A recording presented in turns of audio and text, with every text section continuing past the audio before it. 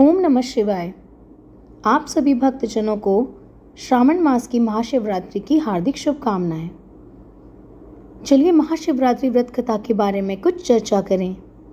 महाशिवरात्रि व्रत कथा चित्रभानु नामक एक भील शिकारी की कथा है, जिसने अनजाने में ही शिवरात्रि का व्रत कर लिया था। रात भर जागते हुए चित्रभानु ने अनजाने में ही महाशिवरात्रि पर शिवजी के ऊपर बेलपत्र भी अर्पित किए, जिसके पुण्य से वह शिवलोक में स्थान पा गया। महाशिवरात्रि के दिन इस कथा का पाठ करने से व्यक्ति के पाप कट जाते हैं और शिवलोक की प्राप्ति होती है। यदि आप इस कथा का पाठ नहीं कर सकते तो श्रवण अवश्य करें। चलिए अब कथा सुनते हैं। पूर्व काल में चित्रभानु नामक एक शिकारी था। जानवरों की हत्या करके वह अपने परिवार को पालता था। वह एक साहूकार का कर्जदार था, लेकिन उसका ऋण समय पर ना चुका सका। क्रोधित साहूकार ने शिकारी को शिव मठ में बंदी बना लिया। संयोग से उस दिन शिवरात्रि थी।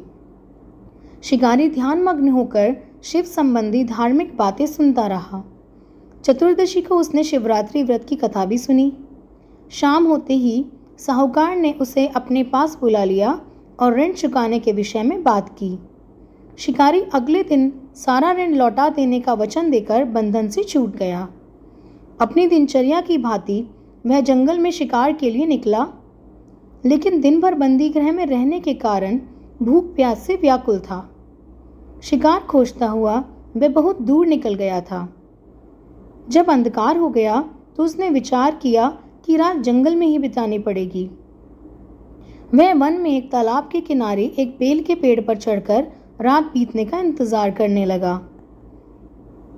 बेल के पेड़ के नीचे शिवलिंग था, जो बेल पत्रों से ढका हुआ था। शिकारी को उसका पता नहीं चला। पड़ाव बनाते समय उसने जो टहनियाँ तोड़ी वे संयोग से शिवलिंग पर गिरती चली गईं। इस प्रकार दिन भर भूखे प्यासे शिकारी का व्रत भी हो गया और शिवलिंग पर बेलपत्र भी चढ़ गए। एक पहर रात्रि बीत जाने पर एक गर्भिणी हिरनी तालाब पर पानी पीने पहुंची। शिकारी ने धनुष पर तीर चढ़ाकर जो ही प्रत्यंचा खींची, हिरनी बोली, मैं गर्भिणी हूँ, शीघ्र ही प्रसव करूंगी। तुम एक साथ दो जीवों की हत्या करोगे, जो ठीक नहीं है। मैं बच्चे को जन्म देकर शीघ्र तुम्हारे समक्ष प्रस्तुत हो जाऊंगी, तब मार लेना। शिकारी ने प्रत्यंचा ढीली कर दी और हिरनी जंगली झाड़ियों में लुप्त हो गई।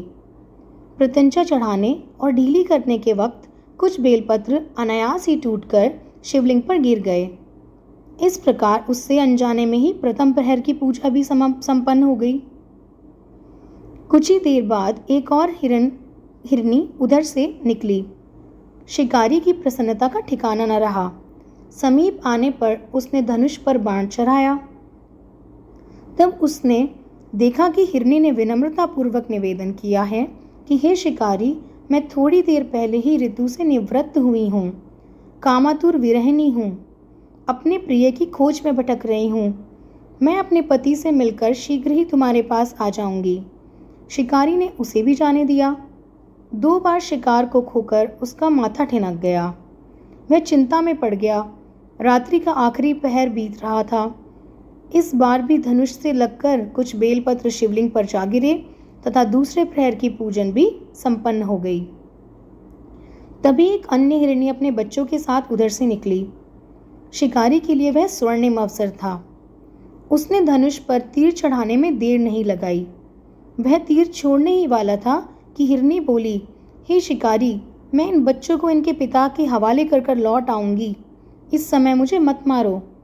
शिकारी हंसा और बोला, सामने आए शिकार को छोड़ दूं? मैं ऐसा मूर्ख नहीं। इससे पहले मैं 2 बार अपना शिकार खो चुका हूँ। मेरे बच्चे भूख प्यास से व्यग्र हो रहे होंगे।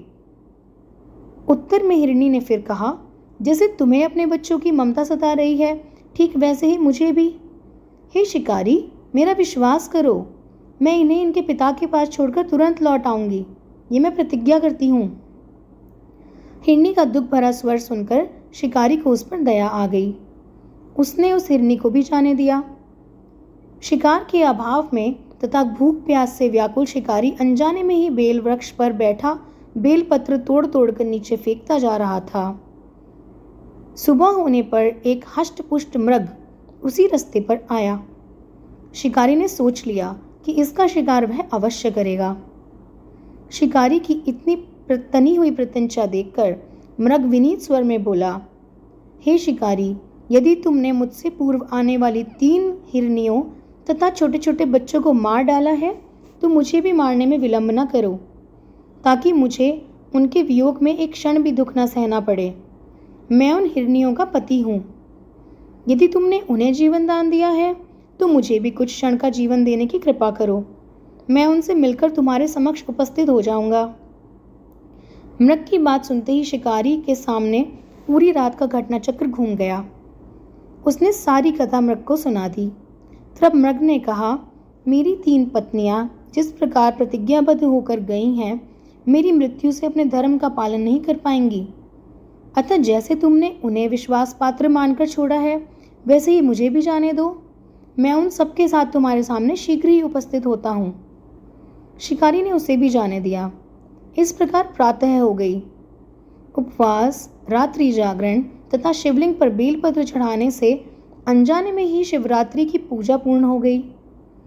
पर अनजाने में की हुई इस पूजा का परिणाम उसे तत्काल मिला। शिकारी का हिंसक हृदय निर्मल हो गया। उसमें भगवत शक्ति का वास हो गया। थोड़ी ही देर बाद वह मृग सपरिवार शिकारी के समक्ष उपस्थित हो गया ताकि वह उनका शिकार कर सके। किंतु जंगली पशुओं की ऐसी सत्यता, सात्विकता एवं सामूहिक प्रेम भावना देखकर शिकारी को बड़ी ग्लानि हुई।